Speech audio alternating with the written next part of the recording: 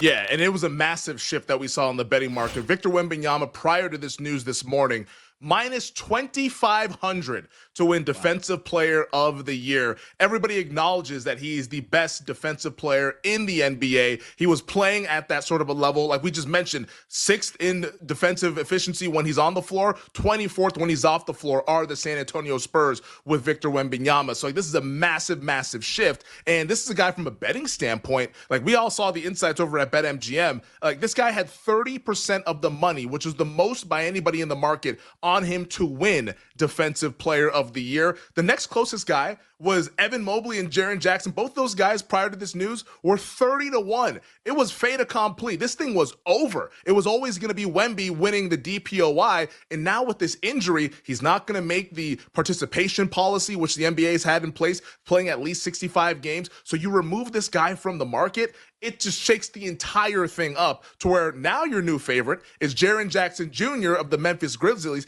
at minus 130. Evan Mobley's at minus 110. And I look at this one and I kind of going to go ahead and peel back all the layers, because this is where it gets interesting. Because you think about the award this year, this was supposed to be Victor Wembanyama's award. The betting market told you that he was going to win this award. It was his. And now that you remove that guy, I think it kind of gives the voters a little bit of room for at least imagination about what they want to do with this, because DPOY is not an award that people really think about until late March, early April, once it gets time to start filling out the ballots for like MVP, All NBA, and all those awards. Like DPOY is a really prominent award, but it's not like the MVP that's in like the constant conversation all throughout the NBA season. It's not put off to the back burner, but it's a little bit on the side until we get to like awards time coming up about a month from now. But now with Victor Wembanyama out of this thing, I think that there's a chance that you could see a narrative carry somebody through, because that's usually what happens when a probable winner immediately gets removed out for one reason or another.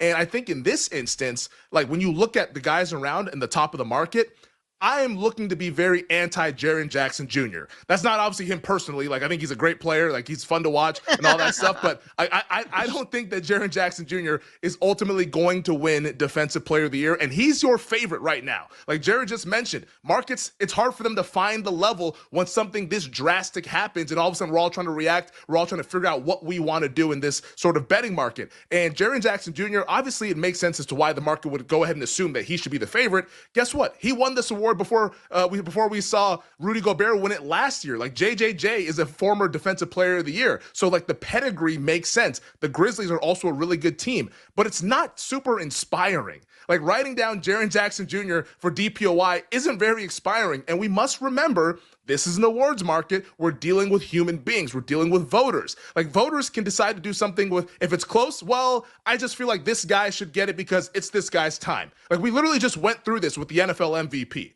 where a lot of people thought Lamar Jackson was the best player in the league. Lamar was the first team All-Pro quarterback, but when it came down to voting for the MVP, well, it's Josh Allen's time. He deserves one. We're going to vote for Josh Allen. Like, I don't think it's Jaren Jackson Jr.'s time. His time was a couple years ago when he already won the award. I can see someone like Evan Mobley, who right now is the second choice in the market at minus 110. I can see Mobley winning this award because I think a lot of NBA writers, a lot of people who cover the sport, podcasters, etc., they all acknowledge Evan Mobley as one of the great defensive players in the game. Honestly, maybe like a top 2 defensive player in the game. So now with Wembanyama out of it, I think Evan Mobley is someone that could definitely win. His price is probably justified. I don't really want to bet that price right now. I think there'll be other times to bet it, or we can kind of push that off to the side. It's just jamming in minus 110 at this point doesn't seem like it's worth it after he was 30-1 prior to this news, which some people did get, by the way. Like, I did not get it. I didn't get the information that Wemby was out for the year 12 hours ago when people were jamming in Evan Mobley bets and Jaren Jackson Jr. bets, which is why this was off the board right before the news came out from Shams and all the insiders. But I do think Mobley can win this award. He's someone that you need to keep in mind the further we get into award season in the NBA. But like when you look at inspiring stories, Mobley is an inspiring guy just because he's never won it before and people want to acknowledge him.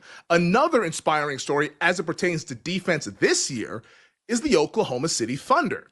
Now, the best way to sort of handicap Defensive Player of the Year is to kind of take it from more of a team standpoint before you narrow it down to your actual guy that you want to go ahead and go to war with. And the Oklahoma City Thunder, by every single defensive metric, efficiency, volume, etc., they are the number 1 defense in the NBA by margin. And it's actually a really, really special defense, potentially a historic level defense, because this is a juggernaut type of season by OKC this year. And the Thunder, which I believe, I was looking at it earlier this morning, best defense over the last 5 years, they have a number of guys I think could be potential DPOY candidates. But the guy that I would pinpoint is a guy that's a little bit further down the market, not too further down, but Lou Dort, aka the Dortcher Chamber.